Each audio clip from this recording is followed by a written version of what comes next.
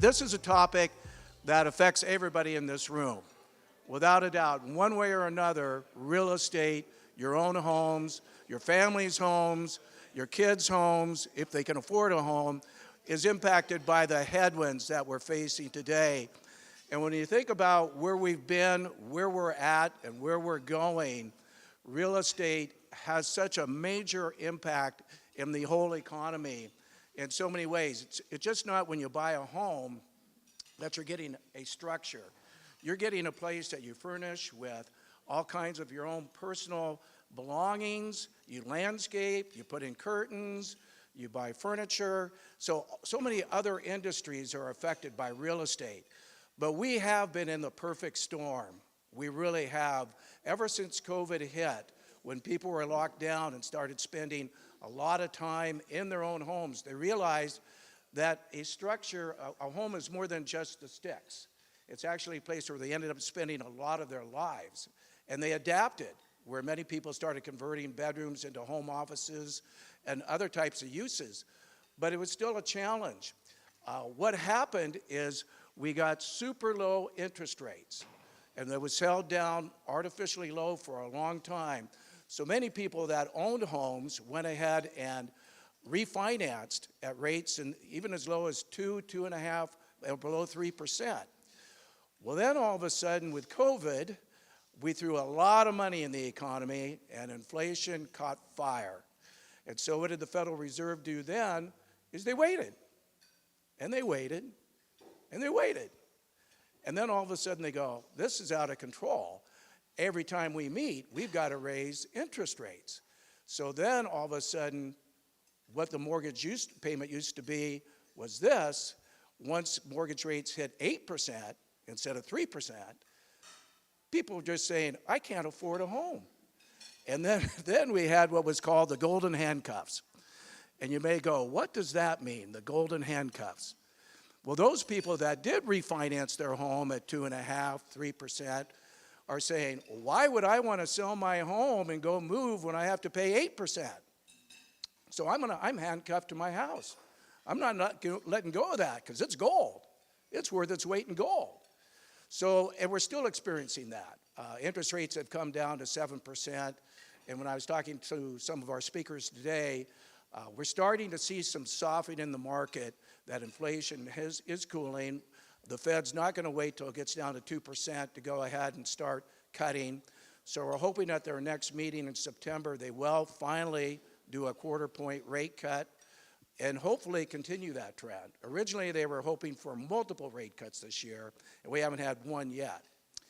But anyway, with that being said, I'd like to welcome our speakers today. We have Metro Councilor Christine Lewis. Let me tell you a little bit about her, if I might. I know many of you have met Christine before, and we're very honored to have you as our counselor for District 2. In addition to representing Oregon City, Gladstone, Milwaukee, Happy Valley, and many other areas, Christine's leadership extends beyond the Metro Council as she chairs the Willamette Falls Locks Authority and actively participates in community and nonprofit boards, including the Willamette Falls and Landings Heritage Area Coalition and the Clackamas County Business Alliance. So thank you, Christine, for coming today. Like I said, I've looked at your slide deck, and I'm really looking forward to you sharing that information. Our next speaker is going to be Justin Wood, who's owner of Fish Construction Northwest.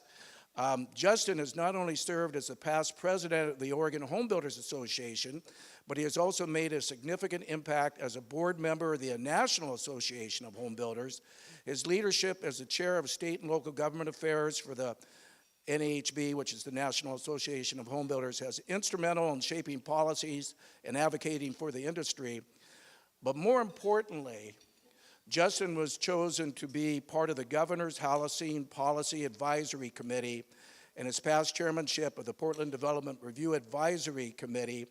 So he's been on the front lines of helping Governor Kotek reach her ambitious goal of 36,000 new housing units a year, which, let me tell you, is very ambitious based upon the current land use policies that we have in place today. And our final speaker is Preston Korst. He's with the Metro Home Builders Association. Before his role at HBA, Preston served as a director of governmental relations at Habitat for Humanity in Portland, where he spearheaded various efforts to secure government funding, drive zoning reform, and foster coalition building for affordable housing projects in the region.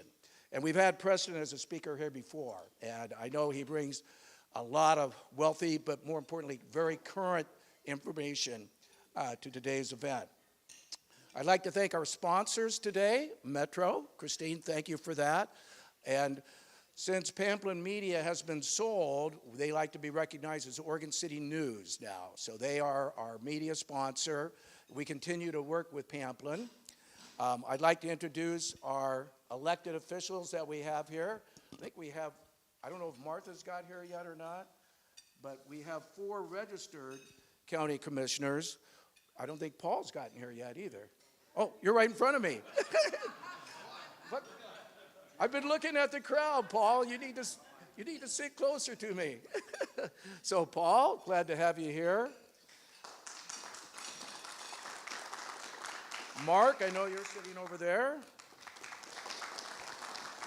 I don't think Ben's here yet, is he? So he's probably in the same car with Martha, so they're on their way. Then we have a couple Oregon City commissioners here today. Adam Morrow and Mike Mitchell. Where are you sitting, Mike? There you go. I don't think I've left. Have I left any elected officials off from those announcements? I think I got everybody. And when Martha and Ben get here, we'll acknowledge them later on in the day. But again, take the cards. If you want to use them for notes, you're going to get a lot of really, really good information today. But as you know, the blue cards are for questions. We like to pick those up at the end of the panel presentation. So just raise your hand when you have a card ready, and someone from the Oregon City Business Alliance board or staff will come by and pick those up. The gray cards are more for comments from you about today's presentations, but also topics that you'd like us to cover in upcoming forums. What maybe this year, we're pretty much all filled up for this year except for November, but more importantly next year, so we can discuss those at our retreat. Good to see you.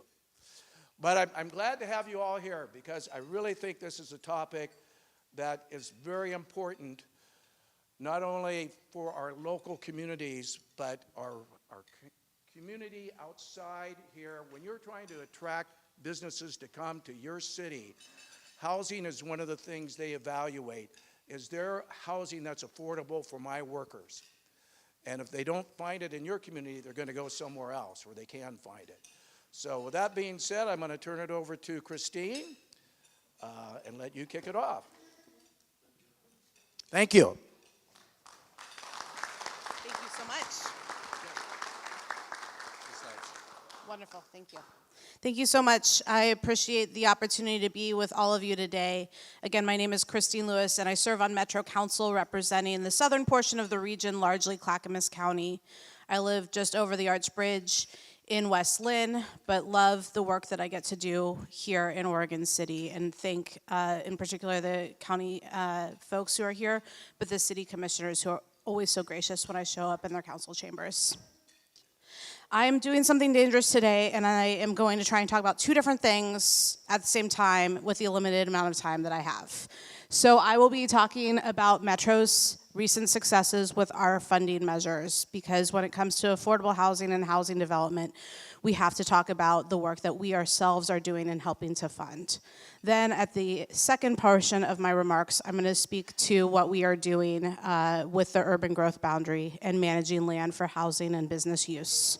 And those 2 things might sound like separate conversations, but at Metro, I think we do incorporate our values and our mission to good planning into both of them.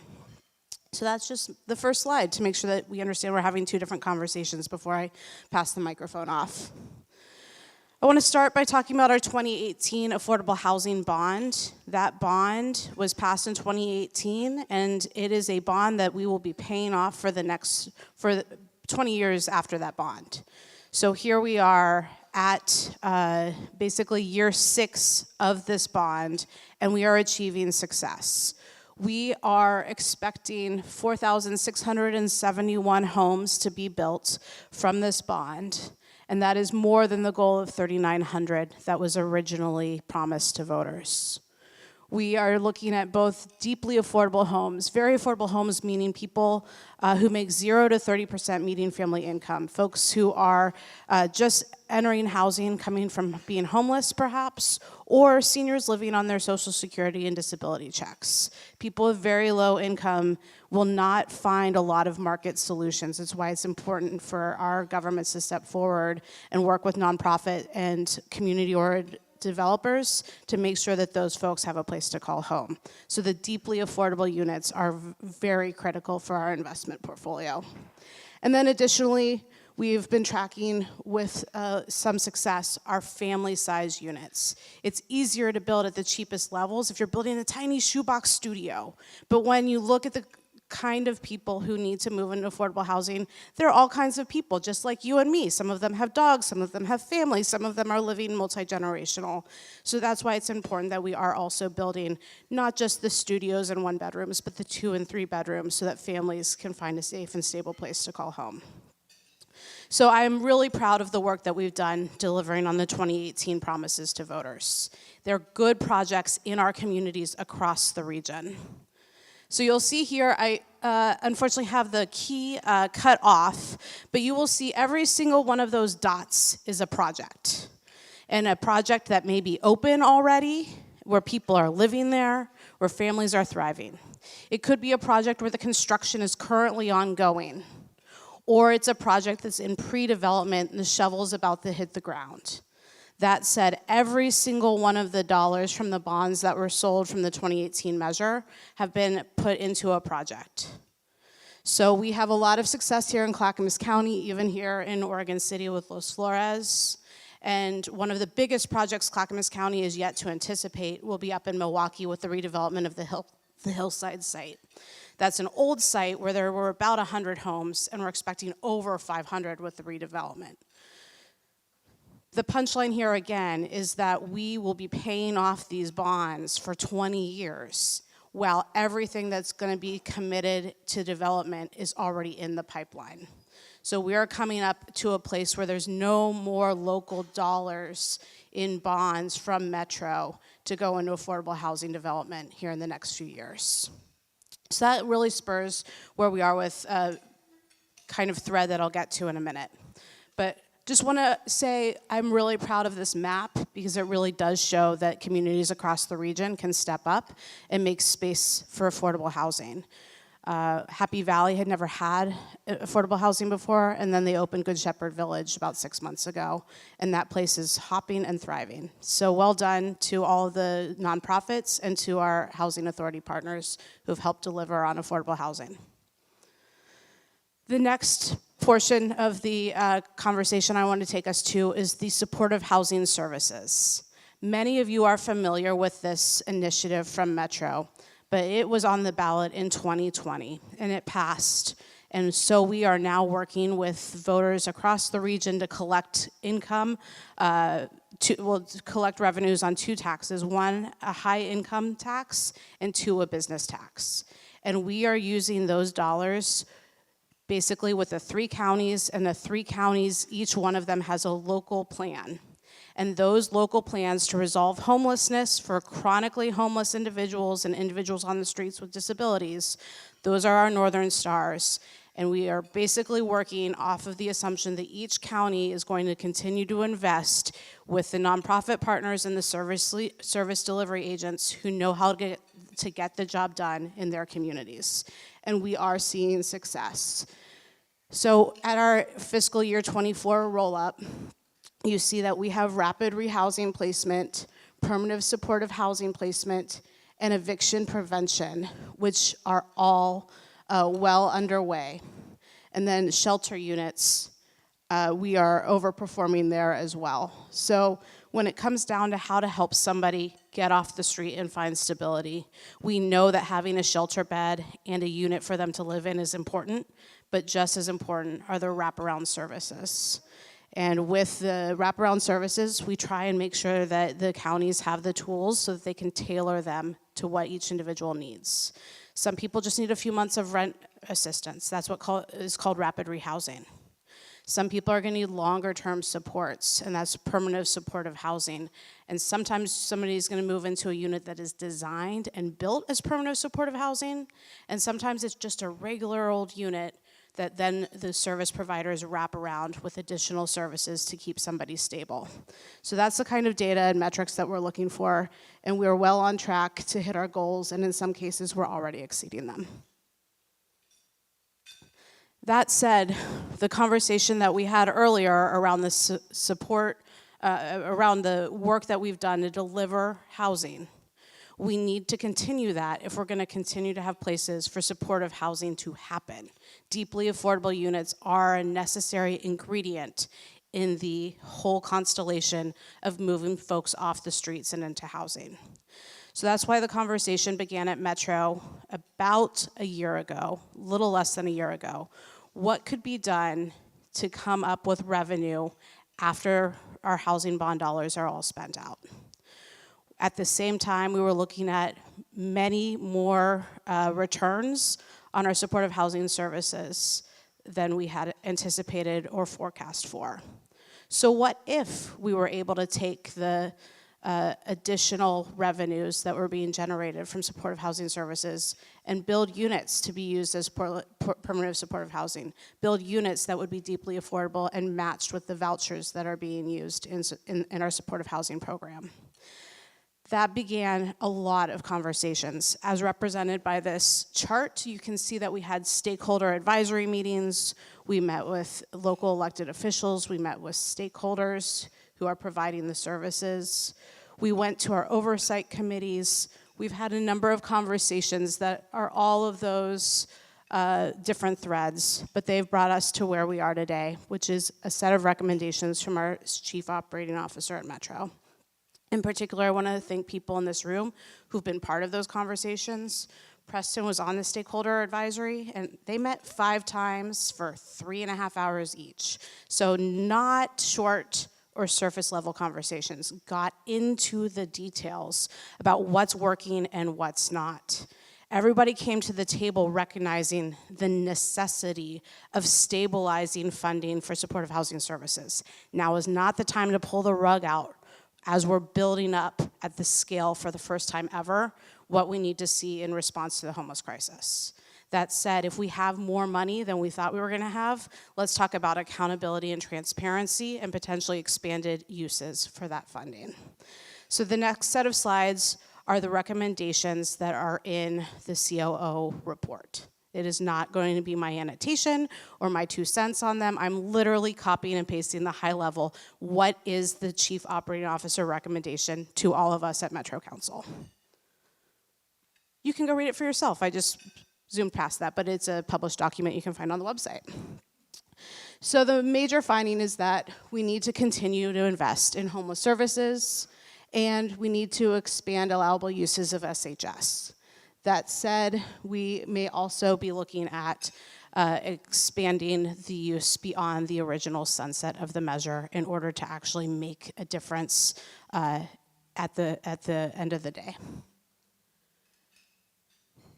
The next finding is that local governments are off track, and we need to do better with our existing resources. We've heard loud and clear, now is not the time to go asking for a new revenue source. We need to work with the revenues that we have.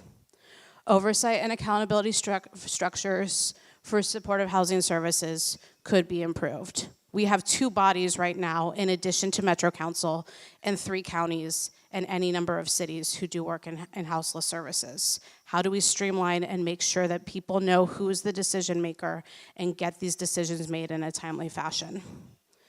And then we need to focus on people with the highest need. We need to continue to focus on the chronically homeless, the folks who it's hardest to help get off the streets.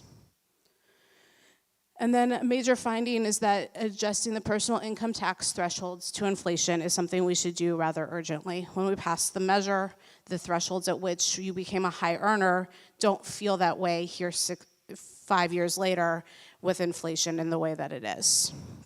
And then we have also discussed a modest cut to the personal income tax. So we are going to support efforts to reduce housing production costs. That includes construction costs, infrastructure funding, and legislative support. We cannot continue to go this alone as local government.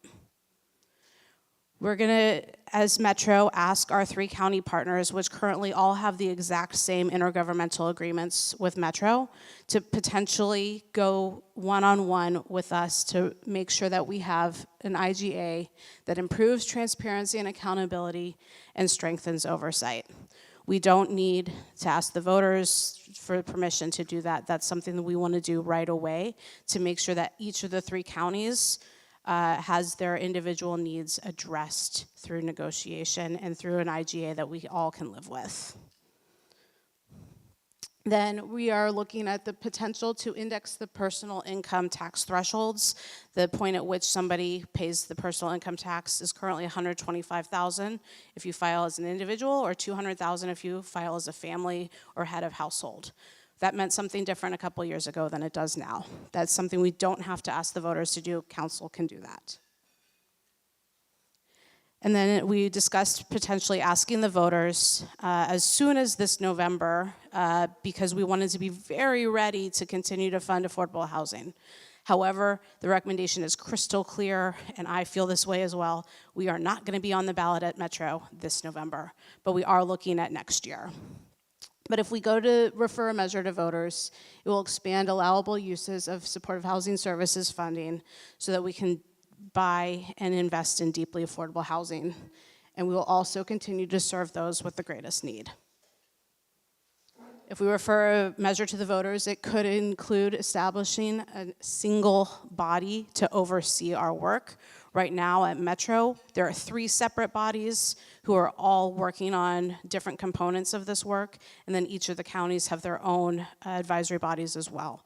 We would love to have one place, equip them with some teeth. And it's being called, well, we're hoping that it will be not just an oversight committee, but an investment council of sorts, and give them some key performance indicators or metrics that we're all trying to get to at the same time, same place. And so that would be our regional investment strategy, and they would be investing towards outcomes and targets. And if we do refer a measure to voters, the recommendation is to implement direct feedback channel for providers, require updates to the local implementation plans, which again are run through each of the 3 counties that do the work, and then set standards, reporting, and accountability that is standard across all of these systems. And then if we are looking to move forward, we would dedicate funding to affordable housing and permanent supportive housing. That development dollar sometimes is only going to be useful if it extends 25 or so years. So we would be mixing that investment in the future with the opportunity to negotiate a new sunset for the measure, which was currently 10-year sunset. And then we would hope to address cities' needs in their work to get direct allocation or funding for places where they are stepping up and participating in the homeless services ecosystem. Every single city has some place in which they touch the population that's being served. Oftentimes in Clackamas County, I hear about our libraries and also our police officers, and the work that they do needs to dovetail and be built into the system and can't be isolated or continued to be siloed, both in funding and in practice. So that's the work that we're all undertaking at Metro. We got this report from our Chief Operating Officer 3 weeks ago at this point, and we have quite the body of work ahead of us digging in on each of those recommendations, working with stakeholders like you in this room, working with the elected officials here, the service providers, to make sure that we get a full understanding of what it is we may want to make changes on, either as council or with participation of the voters. The next portion I'm going to talk about is our work around what everybody knows of as the UGB, the urban growth boundary. Metro's charge through state legislature is to make sure that every 6 years we go through an urban growth cycle. We have the mid-cycle check-in, which happens on the 3-year mark, but here we are at the 6th year. So we're doing the full evaluation of our region's growth, and we're planning to make sure that we have enough housing and job lands for the next 20 years. The work that we do is an analysis that goes into urban growth report. And then as we make a decision at Metro Council about the need for more lands for housing or for jobs, we work with cities who come forward with their proposals. So I want to talk right now about where we are in this process. We asked the cities to come forward with their proposed urban growth boundary expansions. The only city that raised their hand and said, we're ready and here's our plan, was the city of Sherwood. In other years, there have been competing proposals or multiple proposals, but in this cycle, we have only Sherwood. So when I'm talking about urban growth expansion in this year, it will be in Sherwood or it won't be in Sherwood. I'm not talking about getting to look at other places for choices right now. That said, we're all the way back at the beginning about the question of how much more land is needed. Let's back up. Is there more land needed? How much more land is needed? And is it housing land, industrial land, or both? So that's where we are. And this is the really busy chart that shows that beginning of the process, starting all the way back where we did the residential readiness analysis and made sure that we had the draft capacity analysis ready for review. We did work to bring together a table that's been meeting on Fridays. I think they're on like meeting number 12 at this point, made up of folks from across the region, and making sure that we have regional voices from the development community, the farming community, and advocates who come from both within local government and community as well. So I want to thank Oregon City for having participated in those. But we are right at this point where we're starting to see our transition from the blue, or the planning stage, into the gold, which is the doing stage. So the second half of this year, we are going to be looking at the draft urban growth report, which is currently open for comment and feedback, and we will be making our decision by the end of the calendar year. So the draft report has capacity needs, and I'm only focusing on the housing side in this slide. There are other analyses that are in there for the two kinds of economic lands, regular job lands and industrial lands, but because this seminar is focused on housing, I wanted to focus specifically on the housing numbers. So for single unit, detached, and middle housing, there are multiple ways that the demographers came up with how the world might evolve. One thing we do know is that most of our growth is going to be because people move here from out of the region and out of the state. Despite my best efforts, we're not having enough children. So get on it, people my generation. I did my part. But really, we are looking at demographics that show that we are experiencing pretty much flatline growth in terms of people in the region. That said, we know that there are housing pressures now. So depending on how you weight recent trends versus historic data, you could see more people wanting to move to single family versus mixed use and multifamily, which is why this is so disparate. So you could have a range between 2,250 or all the way up to 32,000 homes for single family. That's our shortfall. Or you could have anywhere in the range for multifamily of 23,000 deficit all the way to potential surplus of 3,750 homes if the recent surge in excitement around people living in multifamily were to cool. So nobody has a crystal ball. There is no right way to do this, but it is the mix of the historic trend and then the most recent couple of years in terms of energy of urban living being more popular again. So that's the data that we have in the report. If you have critiques, I'm not the demographer, and you should definitely submit a public comment. But as I said, the process moving forward is for us to accept the urban growth report, which is currently out in draft form. And then with that, we will have a COO recommendation at the end of summer in August. And then in September, we begin to go to advisory committees, including MPAC, which is probably the best known of our advisory committees, and it has regional representation, and we'll make a recommendation to council on our urban growth. And then we will have hearings and opportunity to interact with the public towards the end of the year with our goal of deciding before we go on to winter holiday recess in December. And with that, I will conclude and thank you all for your attention to two very disparate things. One is we are doing investments right now. One is we are planning 20 years in the future. But I love that they actually intersect and that we're talking about affordability and housing at all levels of the process now. Thank you so much.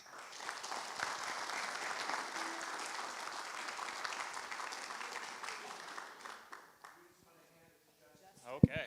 And here's the... Thank you, Christine. Yeah, thank you. Oh, there we go. Well, I'm gonna, hopefully, I don't know if the cast actually has a good mic holder or not here, but I'll just see if I can build one in. Thanks for having me here today. I'm a builder, been a builder my entire life, but I'm a glutton for punishment and serving a lot of these things. I'm actually on the Urban Growth Report group that she's talking about that's been meeting every other Friday, it feels like, and with Preston. And so I've been living this for about 25 years. I'm an infill Portland builder. I like to say that we've been building infill in Portland since before it was cool. We kind of been doing we've been doing this I've been doing it for 25 years. My father-in-law, who's my business partner, has been doing it for another 25 before that. And so it's always been our specialty to try to build, infill, redevelop, do housing in areas where it's underbuilt, which is kind of where we are pushing a lot of the growth and development now in the cities. One of the things it was not part of my presentation, but I want to tack on to something that Councilor Lewis said, is that while I do think there's a big important need for the lowest, most needs homeowners, or not homeowners, but residents in the homeless community, I do think a big portion of what we're really leaving out in a lot of our housing in this region is there is attention to building more, housing for that lowest, most desperate, the below 60% MFI, but we build in an area that specializes in kind of that 80 to 120% of MFI, that first-time home buyer.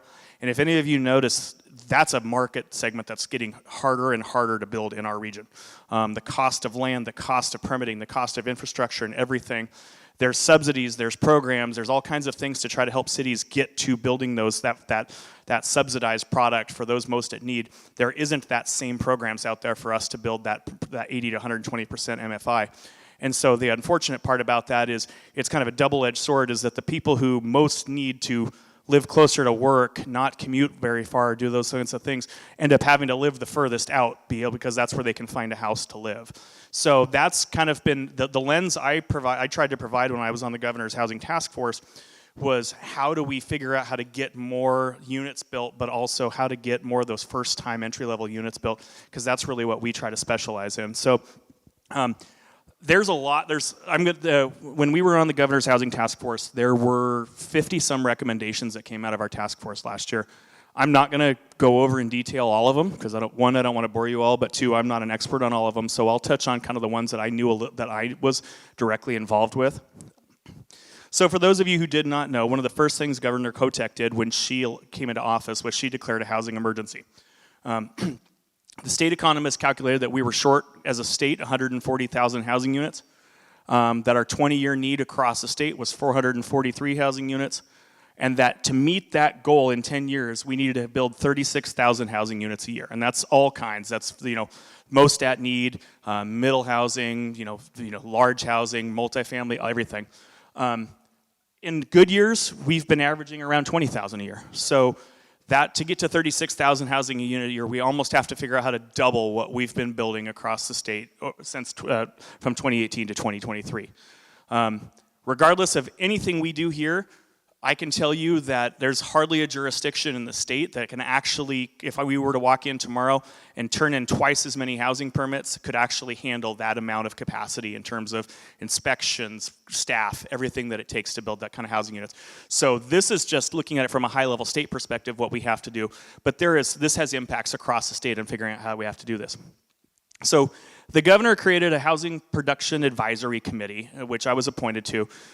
I felt she did a really good job. She tried to appoint mainly people who had experience building, whether it was surveyors, engineers, architects, and a good cross-section of nonprofit subsidized housing builders and some single-family and multifamily builders. And then she had a few different state elected officials on this as well. We broke ourselves into 5 work groups, which was availability of land, land development and permitting, codes and design, financing, and workforce shortages. So you'll see when we get to the slides, some of the work groups went overboard and I was on one of them that came up with a ton of recommendations, and others focused their attention on just 2 or 3 larger things to try to hopefully make a difference. So, like I said, some of these I'm going to touch on in a little more detail. I'm happy to talk more about any of these things or just specific building issues, but I wanted to focus this today on speaking about this particular thing. So, the availability of land work group. So a couple of things that they came up with is using state-controlled lands that are underperforming for housing production. So that's one of the recommendations that they pushed out of that. Providing more resources to cities to help with infrastructure. As probably a lot of you know, infrastructure for cities is very expensive. What unfortunately gets happened to a lot of builders is that in order to build that infrastructure, the cost of that, really the easiest, most direct way for cities to pay for that is to put it onto system development charges or impact fees. But unfortunately what that happens is that has caused impact and system development charges in a lot of our cities to be really expensive. For those of you who don't know, as a builder in the city of Portland, starter 1,500 square foot house in the city of Portland right now, I'm in the neighborhood of $50,000 to $55,000 to pull a building permit. And that's for a house selling in the mid 300s. And there's some jurisdictions around here that are more than that. And I'm careful to not blame the cities because the cities don't necessarily have another funding mechanism to pay for those infrastructure needs. So one of the things the state is trying to do is to come up with some ideas on how to provide some alternative funding sources to help cities come up with the needed infrastructure for housing. Expedited urban growth boundary expansions. One of the things, as Councilor Lewis mentioned, Sherwood's the only city that applied this year. One of the things we did hear from cities is that a lot of cities don't apply because it is very difficult to get a UGB expansion through the process. They have to go through challenges. There's a lot of work that it takes to submit for an urban growth boundary expansion, and not just in the Portland metro area where we actually, with Metro running our expansions, there's a little bit more of a process in place than there is in a lot of other cities around the state. And so it is very difficult in our current land use system for cities to try and do urban growth boundary expansions. So that's one of the things that came out. For those of you who aren't aware, this last session, one of our first recommendations that came out included this one, which did allow cities a one-time urban growth boundary expansion every 10 years. And it's pretty small, it's pretty modest. I think it's only less than a couple hundred acres. And it has to have an affordability component to it. And it has to be served by urban services. So that was something that came out. So we heard from cities like Lincoln City and various other small cities that didn't have the staff to be able to do full UGB expansions proposals to the state, that being able to do a one-time small expansions for affordable housing and other needs would be a big help for them. Wetlands continues to be a huge issue in our state. We have such constrained lands with our tight urban growth boundaries and supply that we have areas that are inside our urban growth boundaries that are impacted by wetlands, especially when you get out on the west side or up here in Oregon City where you've got streams, creeks, and lakes and things like that. And the rules around them make them very difficult. So we talked to the state about trying to come up with some guidance and some help for either figuring out how to be more flexible on building around wetlands or to allow for moving lands out of wetland areas to use in other places. And then the state currently has a lot of land that's, or in the state of the cities, that's it's brownfields, underdeveloped industrial land or commercial land that may never be built for those purposes anymore. So looking at converting those lands over into housing production lands. So that was the 5 that came out of that group. Land development and permitting was one I served on, and there was a lot of conversation on. So expanding state and local capacity for plan review and inspections, as I touched on earlier. A lot of cities frankly can't handle the increase if we're going to build more houses, and so we got to figure out how to get more training and frankly to reduce some of the rules and regulations so that we can try to get more housing units through the pipeline. Cottage cluster and middle housing. Portland is a city that I think has done a very good job in figuring out how to do cottage cluster and middle housing.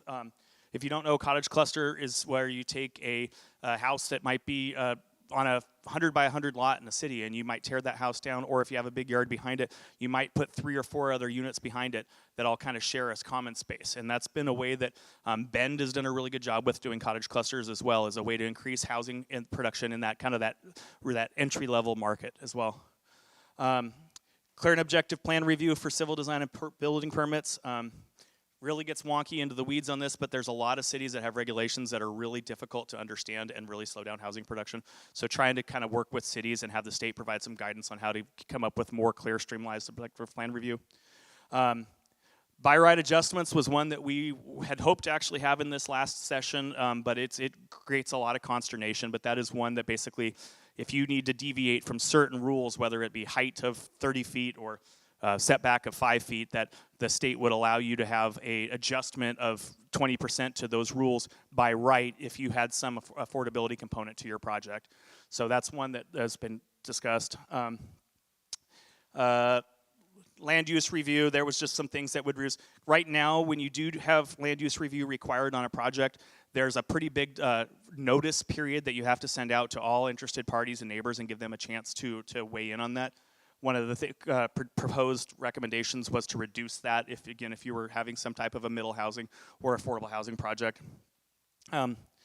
Utility review and delays. This is not even on cities or counties. This is something specifically a lot of us are seeing, is that we're finding more and more utilities are leading to delays. You know, having to relocate a power pole, move power lines, various other things like that can take months upon months that just hold and stall your project while you're figuring out. So getting the state to weigh in on that a little bit. And then I touched on land use appeals, but that's similar to the thing above. And wetlands, we had a similar recommendation to what the other one, the last group did, just in terms of working on some reduced buffers on wetlands to facilitate housing production. And I apologize, I know this stuff is dry, but it's I don't know, just go through all this. Codes and design.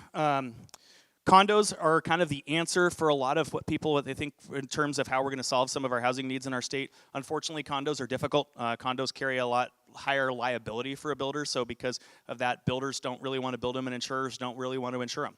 So one of the things we've talked about is maybe requiring some additional state level or city level inspections on condos, but conversely lowering the statute of limitations on condo defect so that they are a little bit easier for builders to build. Because currently it's 10 years. A lot of states are 5, Washington 6, but Oregon's 10, so it makes a challenge to build condos. Ready Build program is one the state has tried to do a little bit, but that's basically creating building plans that are already approved, already stamped, already been engineered and everything that you could take and plop down on a lot in a different city, so that you don't have to go through the building review process on a city by city basis.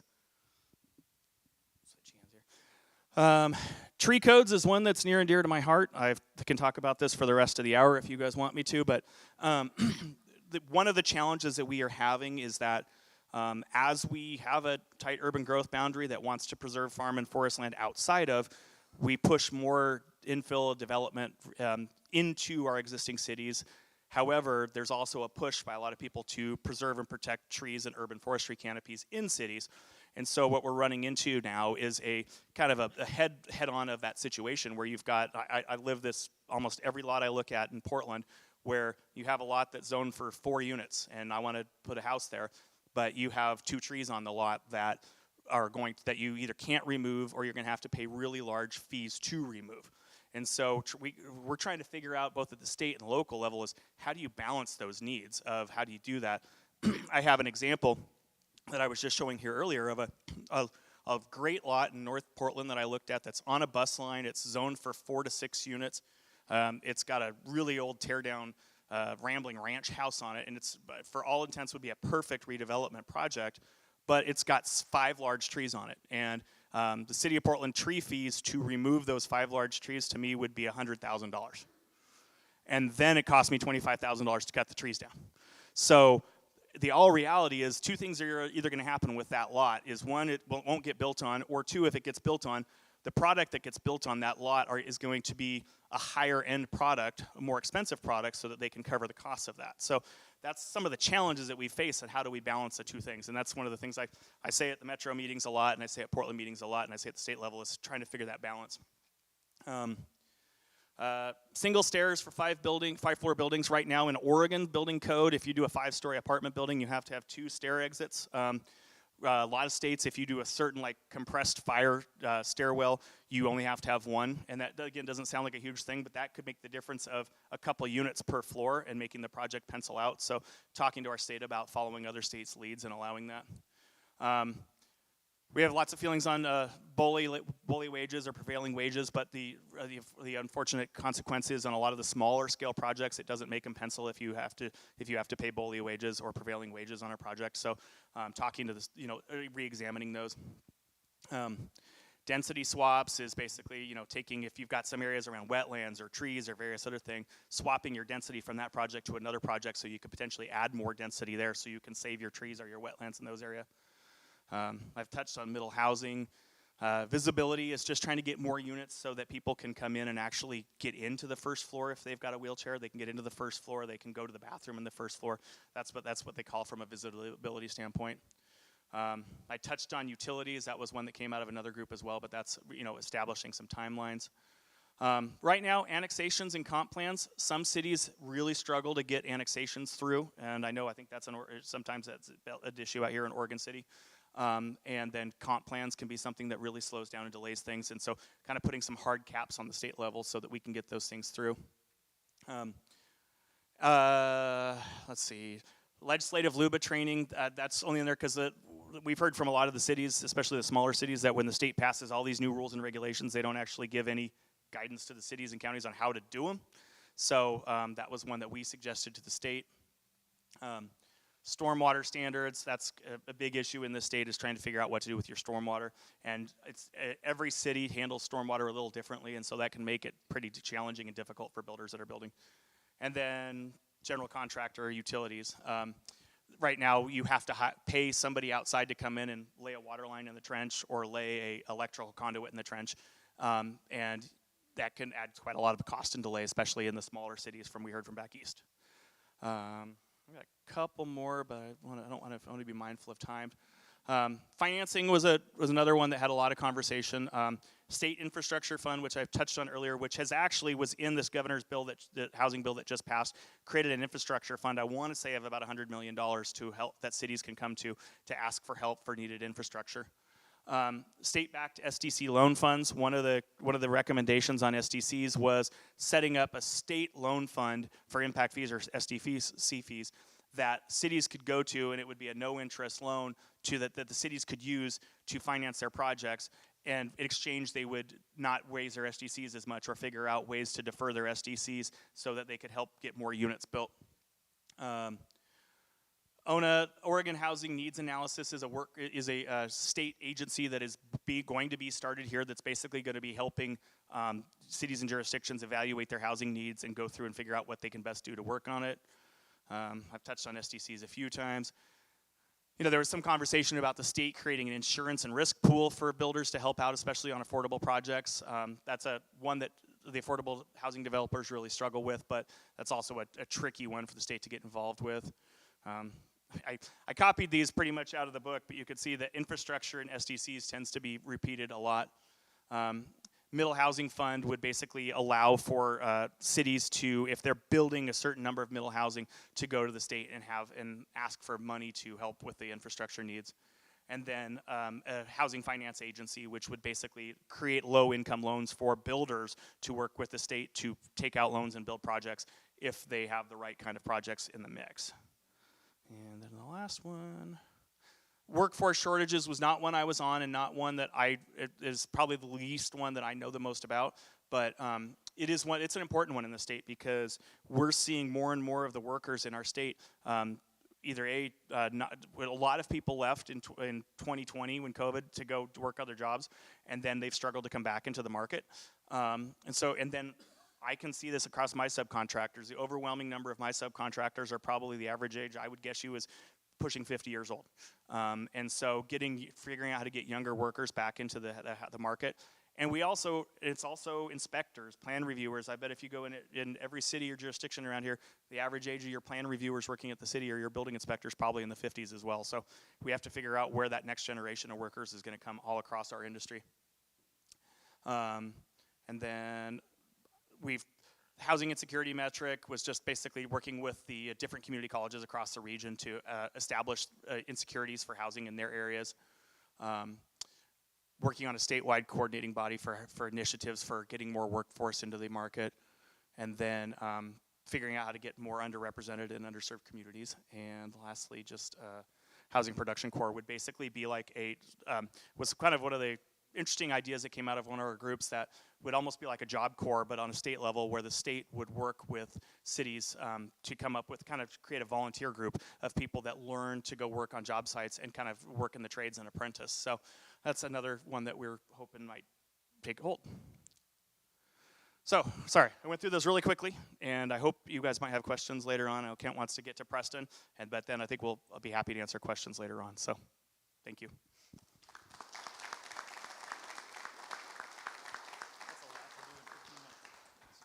All right, thanks everyone. It's good to be here again. I was invited back, which is a rare thing. You will find out. Maybe you will invite me again next time, Kent. Keep an ear out.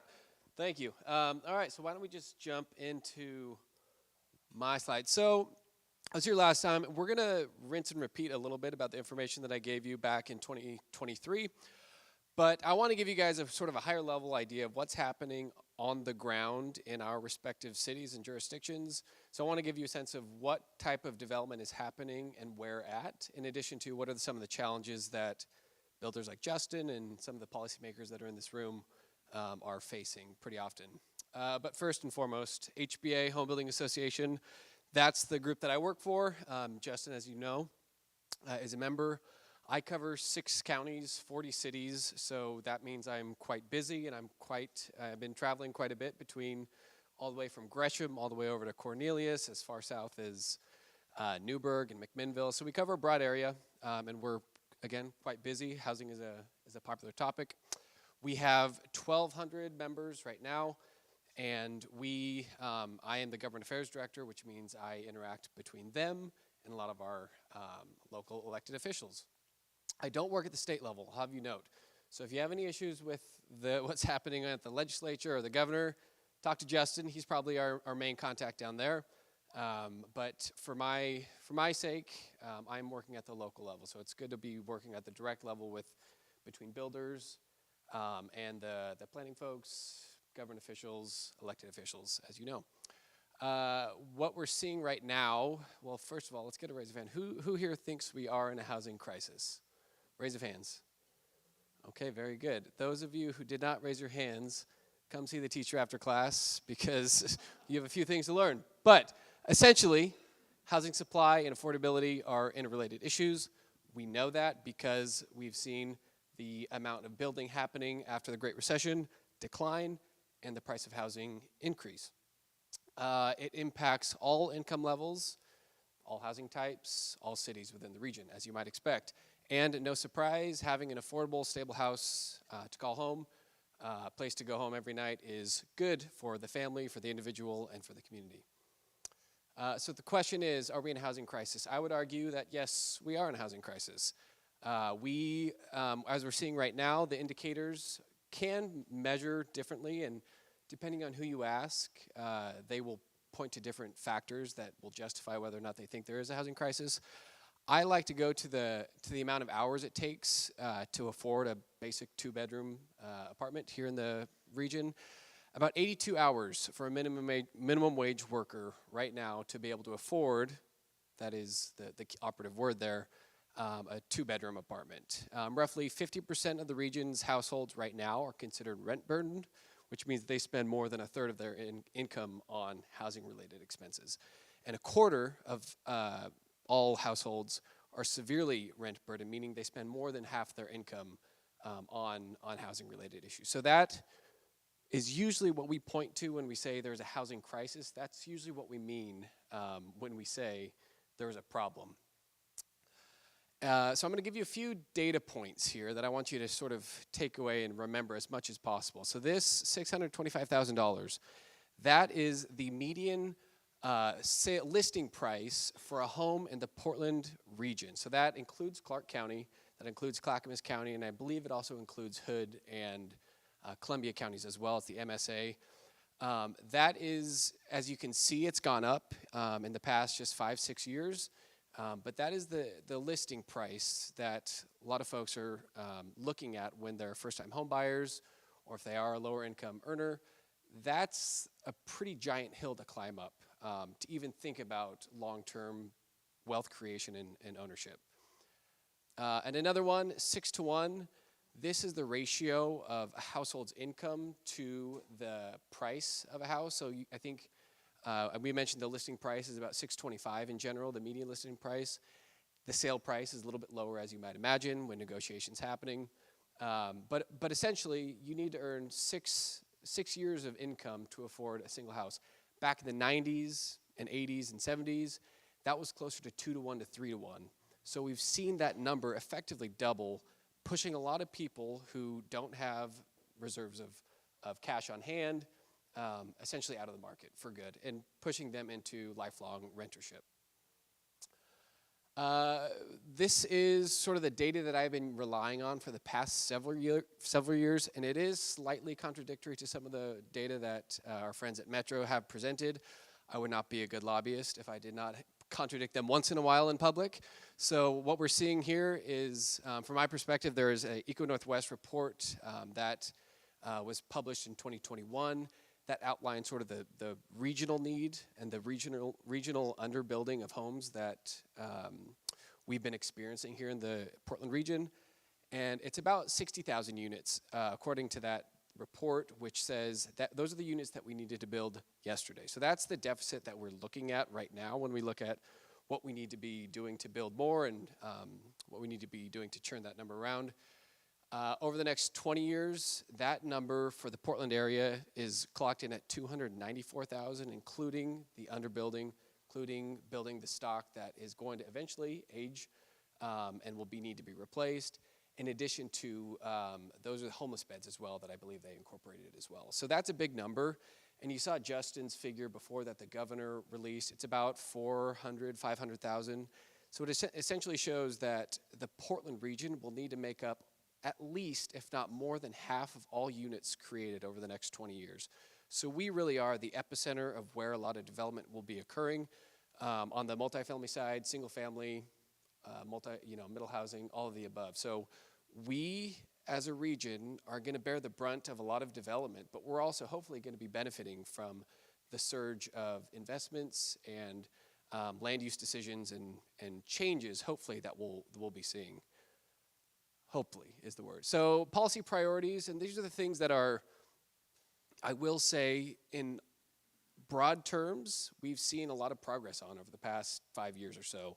Middle housing, obviously, is the biggest change to the market in the region that we've seen on the policy front, probably in the last few decades at least. We've seen more. Figures are kind of hard to determine, but the vast majority of middle housing developments, those are duplexes, triplexes, quadplexes, and cottage clusters. Those are really being built in the city of Portland, Inner East Side. That's where the epicenter of middle housing is being built. I will say the city of Gresham, last time I talked to their planning directors, they said that they're roughly 100% of their recent, I think in the last 6 months, applications for new housing has been middle housing. There are subdivisions of middle housing development happening. So the greenfield development, which is pretty unique and perhaps not quite the original intent of the law itself. Some might argue otherwise. So it is unique, and that's happening, so we're going to see how that works, although those broader, larger scale developments have been more rare. So we're seeing them come about, but we'll see if the product is marketable to those in the housing sector. Permanent improvements, the city of Portland was sort of the poster child for all things wrong when it came to permitting. We are seeing improvements on that end as well. We're seeing improvements on a lot of other jurisdictions. I think it's because the volume of overall housing, that the surge of development in the COVID era, when interest rates were so low and everyone was trying to build, whether it was porches or additions to the house or a pool in the backyard or just new housing, that has dropped a little bit. So we're seeing a little bit less volume give the capacity of local jurisdictions a little bit more time and opportunity to process applications quicker.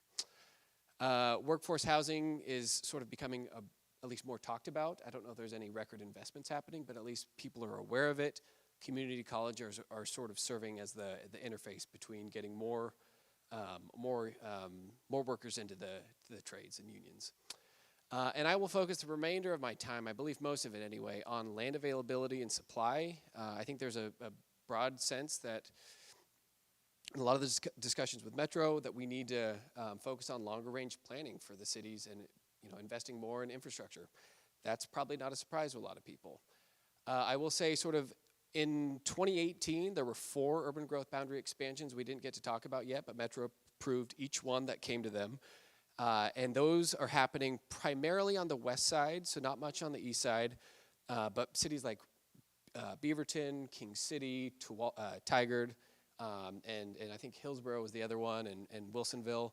They all submitted requests to expand their urban growth boundary. The total acreage of all those expansions in 2018 was about 2,600 acres. And we're seeing the original application that they submitted was about 10,000 homes that were planned in all those areas. As of last night when I was developing the slide, we saw that the combined new units that those jurisdictions are going to be building is about 5,000. And that's primarily due to middle housing development happening in those areas as well. So that's sort of the bump up that we've seen. It's, over 10 to 15,000 units are now going to be built, 5,000 more units, because of local policy changes and statewide land use changes. So that's sort of the impact that we can see. That's what to expect now. I will note that happened in 2018. We have seen, I think, just a handful of homes built over those 15,000, so it takes a long time to actually get to the churning of dirt and the actual construction of new homes. So we're watching that. We're excited about it. Other areas, as was mentioned, Sherwood West, that's the only expansion coming about this time. That will generate anywhere between 3,000 and 5,000 units, which is great. Happy Valley is probably the closest and most applicable to a lot of folks in this area. They are also looking at finishing up the comprehensive planning and going into the zoning details of their North Carver, Pleasant Valley neighborhood. 2,700 acres in there, so it's a pretty big swath of land. We don't quite know how many homes are going to be built there, but that is the next opportunity, at least on the east side, that we're seeing for broad-scale housing development. But the challenges remain. I'm not going to go through each one of these. You sort of heard it from Justin, but these are just some of the challenges that builders are facing, and if you pick any one of these, I should say, can turn a project from being profitable and viable for a builder to basically being too expensive. So they don't build it, or they sell off the land, and they just defer from ever actually developing the land. So there are a lot of risks happening, and of course there is one more slide just to detail how many things can actually go wrong with the development process. I think some of the bigger ones that we've seen since the last time I talked with you guys, interest rates have increased fairly exponentially since 2023. So we're hopefully going to be seeing some dropping in the interest rate soon enough. But overall, I'd say there's, again, no shortage of challenges that builders face from their day-to-day. So long-term thinking, what's going to be happening? What do we need to do? What do I need to do to ensure that the development that we're seeing actually comes about and that we can actually see the types of broad-scale development and the increase from statewide of 20,000 units to 36,000 units a year?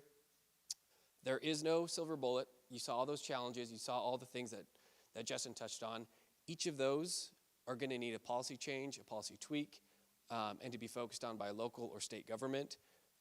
There is broader emphasis from local jurisdictions, I think, on being more proactive and partnering with builders than litigating against them. That will hopefully continue. I think a lot of elected officials, planning commissions recognize the need for new housing, and I'm hoping that will continue into the future. And then just knowing, more consistency and predictability in the development process, not throwing surprises when an application is coming through the planning commission or to a city council. I think that's, and of course, or reviewed by staff. And I think the biggest one that we're focusing on right now is investing in land development, infrastructure, long-range planning, and of course, Metro has been a key partner and driver of that, but we're wanting to see more emphasis of that going forward to ensure that cities can really can take the risk of trying to go after an urban growth boundary expansion. We're looking at areas like Stafford is a prime example of 3 cities, West Lynn, Lake Oswego, and Tualatin, who, if they had proper resources and proper opportunities and were really encouraged by all the parties involved in the land use process, may be able to get a little bit more development in a way that's responsible and affordable and useful to the local city. So those types of things, that's what we're looking at. Hopefully we can continue that course. If there are any questions, that is my email address. Feel free to shoot me an email, and I'm happy to talk housing all day, any day. Thank you.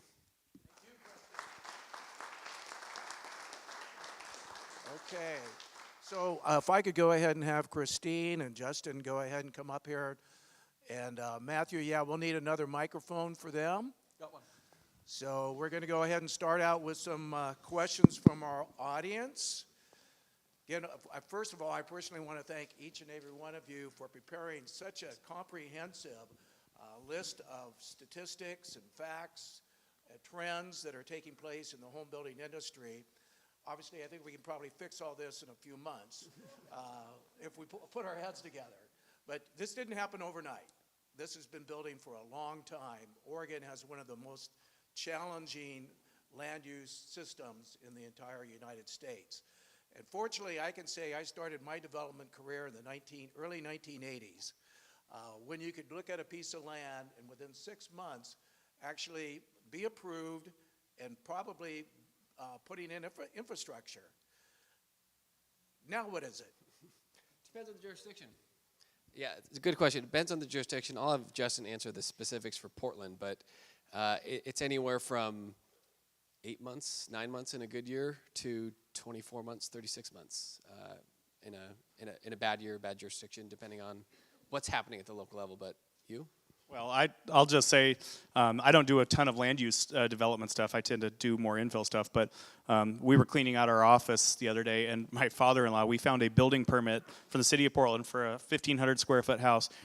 This is in 1990, so we're talking not 100 years ago, but 1990. That building permit for a 1,500 square foot house cost us $2,500. It's now over 50, and we looked at you actually used to back then take your plans and walk through the building department and have each department just sign off on it. We had the building permit signed off in 2 days. 1990, 2 days, $2,500. And now it's, in Portland right now, I'm not exaggerating when I tell you a single family building permit's taking me 6 months for a house right now. So that's just, there's a number of factors why, but that's the reality of the situation we're in today. Okay, so Christine, I've got a lot of questions from Metro, so don't go very far away. Okay? Is Metro looking at more investment and flexibility incorporating treatment with housing infrastructure? How is Metro working to facilitating more local control and flexibility? That's a great question around treatment and housing infrastructure. So as I mentioned, permanent supportive housing is a place where somebody can go and find support to be successful. And we actually are very concerned that there's a misunderstanding around permanent supportive housing always having to be built for that purpose. People have found success in a regular old unit if they're surrounded by the right supports. That said, it's really critical that we have local folks who are doing the work, put people in the place where they're going to fit best, and make sure that you're monitoring the whole community. So in terms of the local control aspect of that question, I think that is where the county and local providers are going to need to step forward. Metro can definitely continue to help on the, how are we going to find the funding to make those units, particularly for folks who are in long-term, recovery type housing, make those units come to fruition through financing, but the operations of them, that's a county function. Okay, great. Thank you. We're going to share this together. Metro, is there an oversight committee on the supportive housing bond? Then I'm going to head to you, Preston. Define middle housing for us. So the question is there a oversight committee on the supportive housing bond? That's kind of a mixture of two things. There's the supportive housing services tax. They do have an oversight committee. They meet Mondays. They met yesterday morning at 9:30 a.m. On the bond, is there an oversight committee for the bond investments? The answer to that is yes. And they meet, I believe, on Tuesdays quarterly. And then on top of those two oversight committees, there's a third body, which is the Tri-County Planning Body. And they provide a role of making sure that the 3 counties and everybody in this region are working together on joint investments for future planning. For instance, right now, if you own properties across this region, you might have 3 different landlord recruitment and retention programs. Landlord recruitment and retention programs are the things that make it so that you, as just a mom and pop landowner who have a unit that you want to say, hey, maybe Transition Projects Inc. could place somebody to live here. There's a guarantee that if something happens to that unit, there's some money to make it right. There's also a 24/7 phone number that you call if something goes wrong and your person who's vulnerable needs a case manager right away. But if you own multiple units across the region, you might have 3 different guaranteed amounts, and you might have 3 different phone numbers that you need to call if it's 2 a.m. and somebody just punched a hole in the wall. Let's work with that Tri-County Planning Body so that there's one phone number to call and there's universal agreement as to what the right level of assurances are. So that's just one of 6 different policies that they're working to standardize across the region. So yes, the short answer is yes, there is oversight. But then I also wanted to highlight the Tri-County Planning Body because they do serve a valuable purpose. Okay, and Preston? What is middle housing? It's a good question. We like to keep things as complicated as possible, so there are 2 answers depending on who you ask. Middle housing can be viewed as an income range, those in the middle of the income range, between 80 and 120, 140% of area median income. That's what it can mean. More generally speaking, I think what is being more adopted, especially in Oregon, middle housing is referring to the type. So duplexes, triplexes, fourplexes, cottage clusters, those types of things are often viewed as being the missing middle housing. Those are the types of the products that Oregon in particular has not been building in the past century, basically. And as we know, the metro region adopted a new policy where every single family lot within the metro region, regional boundaries with cities with a certain population, could be then further subdivided into a duplex, a triplex, a fourplex. Some jurisdictions allowing them to be detached, other jurisdictions requiring them to be attached. How successful has that middle housing new law been? It's been really successful. I think Justin is a good example of somebody who's taken it and really ran with it. I'll let him talk a little bit more about the specifics of the products that he's been building and being able to build at a price point that's practical for a lot of people. But broadly speaking, I think middle housing has been a great tool that was missing from the mix, but it is not the silver bullet that we had maybe anticipated. We're not seeing tens of thousands of middle housing products being built, but we are seeing more developers and builders take advantage of mismatched lots and interesting lots that have no development or little development and making them more productive. Each city has implemented their own code. Counties have also implemented their own zoning code for urban unincorporated areas. There's a lot of similarities in how those cities have done it, but there are also a lot of differences. And different cities have different challenges and care a little bit more about public transit rather than parking. Some cities care a little bit more about ensuring that the sewer system is right. And so there's a lot that can impact it, but generally speaking, we're seeing a few thousand units have been built, I'd say, maybe more, maybe less, since 2018 when that law was passed. But yeah, as to the types and the affordability points, I'll pass that off to Justin. Well, we went from building single-family detached for our whole career to just in the last couple of years, in light of House Bill 2001, which was what started off, really kicked off the middle housing, to pretty much everything we're building now is 3 and 4 unit attached products. And most of our stuff is on a single-family infill lot, City of Portland, 5,000 square foot lot that had an existing older home that's out of disrepair. Generally, we don't typically get into the high-end stuff, so usually it's a house that was just it's not worth really remodeling or salvaging. We'll tear the house down, build a 3 or 4-plex on it. One of the good things that came out of follow-up to House Bill 2001 was 534, I think is the number, that allowed you to go in and where otherwise you could build a 4-plex or a 3-plex, which would be one lot, one owner, that you'd either have to condo or you could keep it as an apartment style unit. You now can go in and do what they call a middle housing land division and create and separate that lot into 3 or 4 townhouse lots so that each owner owns their own lot. You don't have to set up a condo association, and it gives the owners the people the ability to actually own their own walls and their little parcel of property. It's been great because normally in a lot of cities and jurisdictions, I'll use Portland as an example, to do an actual land division where you want to take a lot and create 4 lots can take 2 years and a long period of time. This middle housing land division, basically you pour your foundation. As soon as you pour your foundation, you survey it, and then you turn in for your land division. And typically the land division's done while you're building the house. So it has been a good thing. Most of our stuff is, we tend to be, and I feel bad even saying entry level anymore, but you look at the housing prices of what they've seen.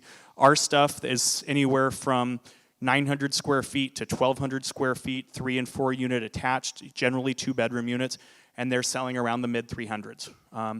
But interest rates notwithstanding right now, those we're hearing from a lot of people that is a price range of somebody who would rather own a unit than have a similar sized apartment that they don't own for the same amount of money. So that's kind of what we're seeing. And frankly, in Portland, we're not seeing any single family detached homes being built in Portland right now anymore, because frankly, if somebody's got a lot that you could build a house on it, most people realize you could also build a 4-plex on it. And so it just makes more economic sense to build the 4-plex on it. And so that's what you're seeing majority in Portland-wise.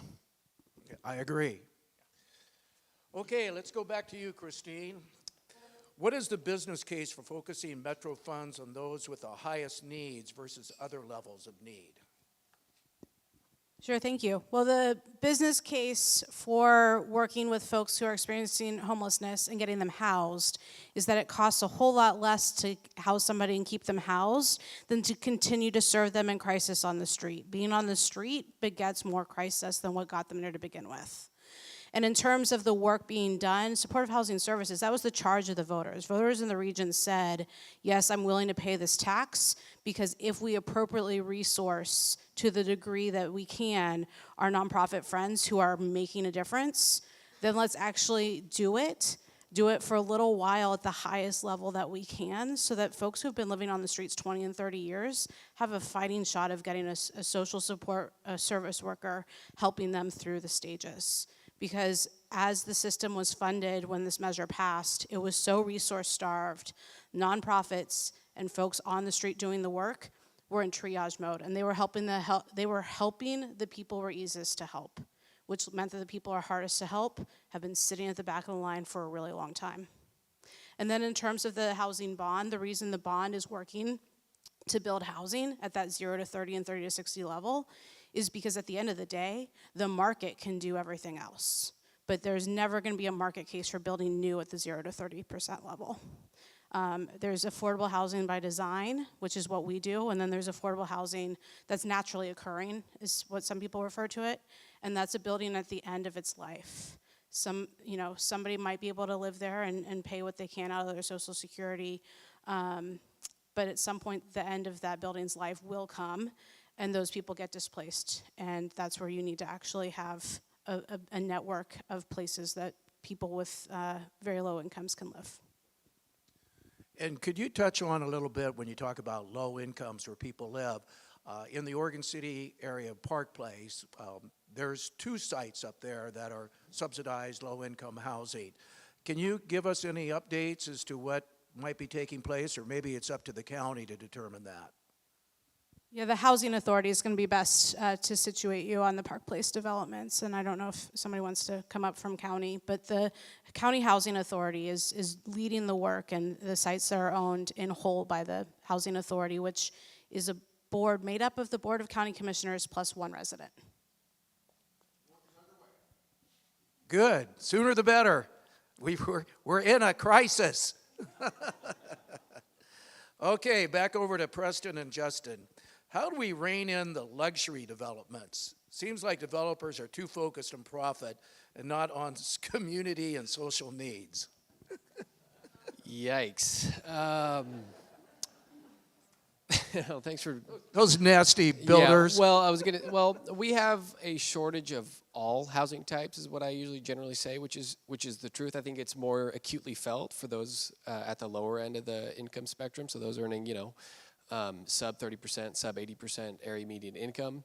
But I will also say where there is money to be made, there will be businesses catering to that. And when you have a lot of out-of-state transplants, particularly those from areas like San Francisco and Los Angeles, even New York in some cases, when the early COVID happened and we saw more migratory changes happening and work from home happening, I think that is a hard thing to try and curtail. I think it justifies it. It shows that there is a need for all types of housing based on who is moving into our region and who's living here.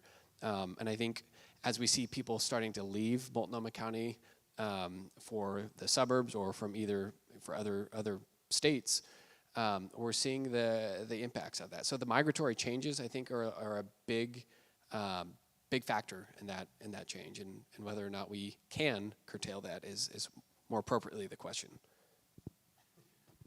I'll only add, I challenge any of you, go find a vacant lot here in the city. I'm just going to throw out $150,000, $200,000 for a vacant lot in the city. Oregon City, Portland, wherever. Throw on $50,000 of building permit cost to it, you're at $250,000.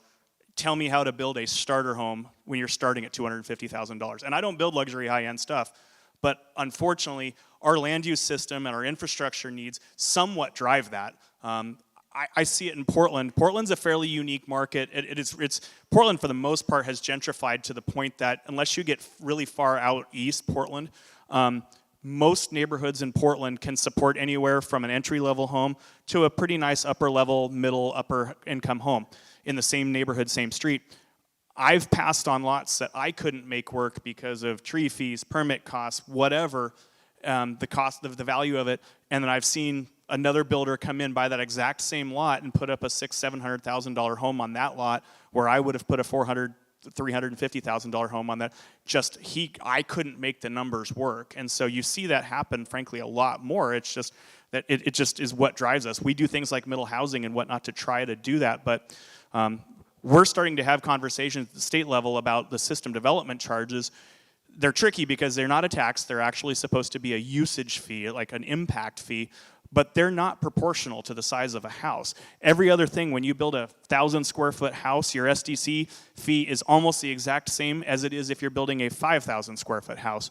And there's reasons for that, but it makes it tricky. So we're trying to have conversations about how do we make those more scalable and how do we make those more impactful to try to get more people to build more entry-level housing. Okay, thank you. So this one might be for both Preston and you, Christine. Oh, I'm sorry. This might be for both of you. Recently, the North Plains City Council aimed to expand their urban growth boundary by approximately 800 acres, creating approximately 1,000 new homes. However, in mid-October, several farmers submitted a petition that created a referendum which was pertaining to that UGB decision. It got put on the ballot, it was voted on, and it was turned down. It was denied. The HBA was successful in getting the legislature to pass a bill blocking voter referendums ever appearing on future voter ballots. Where does this lead us? Or what's the future contend? It's a good question. And New York or North Plains is a bit of an interesting case study in land use system for the state of Oregon. But what that law did, which was passed about 5 weeks before the election actually took place, was it said that no other cities that have basically looking forward can refer any urban growth boundary decisions to the ballot. So in other words, that particular hiccup, I would call it in the best of terms, is no longer something that we're actually going to be having to deal with by and large, but it doesn't mean that the entire referendum system is going to go away. In Oregon, in particular, the referendum and the recall and petition system and laws are fairly strong. So what we were hoping to do is strengthen that and ensure that more city councils in our region, you look at King City as well, that's another jurisdiction that basically got booted out of office for somewhat the same thing in expanding their urban growth boundary decision, or urban growth boundary. So what we're hoping to do is give city councils and local jurisdictions who are doing the work and going after urban growth boundaries and trying to get new housing development created, we're trying to give them a little bit more of a guarantee that they're not going to be punished for doing what their housing needs analyses say that they have to do to create more housing. So North Plains, they going forward, since it was more of it wasn't a retroactive bill, it only looked forward, which is a bit of a challenge.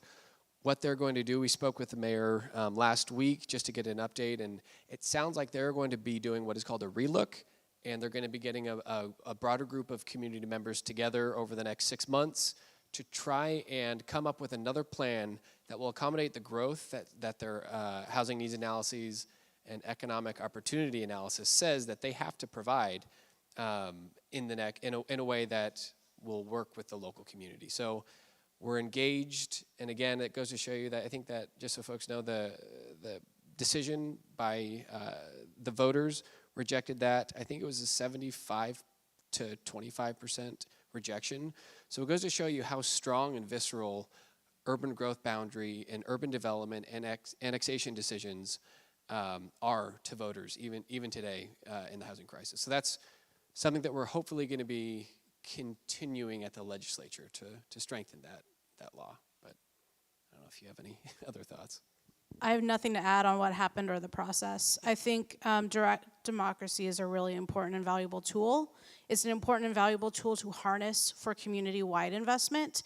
It is something that we should be talking about when we talk about policy and we talk about direction and values. In this case, it got down to a very specific parcel and project. That's probably not a good place for direct democracy. So I think it's an interesting conversation to be had about what happens next in North Plains, but I think right direction in terms of the certainty that's provided for a specific project. And it's worth noting that North Plains is not in Metro's territory. And nowhere near my district. Thank heavens, right? Thank heavens. And I will add, this is not original to me, but it's our former lobbyists and home builders used to say all the time, that there's one thing that Oregonians hate more than sprawl, and that's density. Yeah. So. Go figure. Yeah. You know, I was fascinated by how many thousands of acres and homes were projected in West Side communities from 2018 to 2022. And the only UGB expansion that's been requested is in Sherwood. That's the pending one happening right now, yeah, correct. Which again would be considered West Side. Why is it that we don't see a lot of expansions on the East Side? I'm happy to take a crack at it. I'd like to hear your thoughts as well. I think from the builder's perspective, there is a lack of willing jurisdictions, and some of that has to do with localities not necessarily wanting that type of growth in their backyard, which is difficult. I think there's also reasons why local jurisdictions aren't going after urban growth boundaries. You're seeing the topography and geography. A lot of the east side areas are a little bit more challenging. There's a lot more restrictions on very specific things like the Clackamas County River discharging and permits that you know cities and builders in the state can actually get. So there's a host of reasons. You saw the Damascus. I mean, I think everyone should know that Damascus kind of no longer exists, and that's a missed opportunity for the urban growth boundary expansion that took place in the early 2000s. So there's a mixture of reasons, but I'd love to hear Councilor Lewis's thoughts on that. Yeah, thank you. You said Damascus, so I will say, we have plenty of land in Damascus. Is it workable? Is it buildable? Only in certain instances and not to the scale that we actually need to see growth. But where we are seeing incredible growth continue is Happy Valley, and they don't need UGB expansion right now. They actually have 2 planning areas where they're finding a lot of success. So unlocking that is not about the UGB, it's about continuing to invest in Happy Valley, particularly make sure that they have what they need for a full system that includes transit, better routes of not communication, probably do need broadband, but we do need to make sure that they have the things that they need which break down to some of those SDCs. But we're going to invest in the roads out there. We're going to make sure they have transit, and then they're off to the races. Happy Valley's got what they need. Okay. One of the other statistics that we saw is it seems like there's a tremendous trend to go towards more attached housing, multifamily, just because you can get more density on the same amount of square footage. Is the end of the single-family detached home coming soon? Well, is that becoming an extinct dinosaur? From the market's perspective, the realtors did a poll, they commissioned a poll last year of all Oregonians and said, you know, how many of you want to live in a single-family detached home, the traditional home that I think a lot of those folks have grew up in anyway. And 80% of respondents said that they prefer to live in a single-family detached home. I think what the market can justify is a little bit different, but the desire is still there, actually, for Oregonians. And I think that's true in a lot of cases. I think the urban core is a little bit different. Portland might get a slightly skewed answer, but I would say that the desire for a single-family detached home with a yard is probably still as popular and as valued as ever, especially when we see work from home being a little bit more permanent than anticipated, people wanting a little bit more room to stretch out. So I don't think it's dead by any means. I think what the market can justify and what the market desires are two different things, though. I don't think that the single-family detached home is a dinosaur. I do think that we have a mismatch between when somebody wants to be in that single-family detached home and the fact that homes are our best place to sink our money in the upper middle classes. And if you're looking at the lifespan of somebody, they should, you know, grow into being an adult in their, you know, say 20s, maybe in a more urban, you know, they can live in a shoebox. Once they're ready for family formation, maybe that's when they want to move to that single-family detached home. And then do they want to age in place with a lot of stairs? I have a house with so many stairs. I'm already figuring out how the heck am I going to get out of this place in about 30 years. So that's the end of that lifespan for me of that single-family detached home, and how can I live back in a little bit more dense, hopefully no stair environment. But if we continue to see the home as our major investment, that's going to keep people in their homes longer than maybe they want to be. So we need single-family detached homes, but we also need multifamily that is accessible both to the youths and to the elders. Okay. Well, out of respect for everybody's schedules today, I'm going to wrap things up with that as our last question. We could go on in this discussion for a much longer time, and I'm sure next year we'll do a follow-up, kind of see if some of those little green shoots, the crack in the wall of home affordability is actually going to occur or not.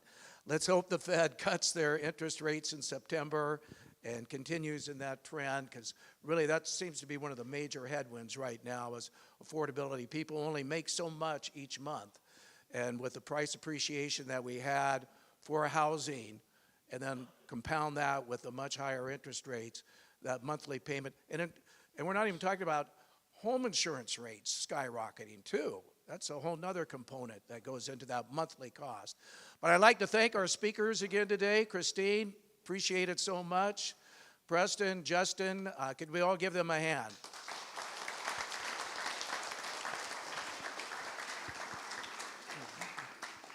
And again, we'd like to thank Metro as our event sponsor and Oregon City News as our media sponsor. Kind of give you a little idea of what we've got coming up. Next month, we're going to have representatives from the Confederated Tribe of the Grand Ronde give us an update on Tumwata Village, their proposed development at the former Blue Heron site. You may have seen that they demolished the administration building recently, but they'll be bringing in renderings, illustrations, slides, kind of show you what their future vision is. And I know we're excited to kind of see their timelines. Hopefully, within our lifetime, we will actually see that access built to the falls. But we know on the Westland side, Governor Kate Brown has now joined the Willamette Falls Trust as their president, so they're moving forward as well. And then in September, we got Mr. Tim over here, Tim Cook with Clackamas Community College, will be providing us an update on the future of education.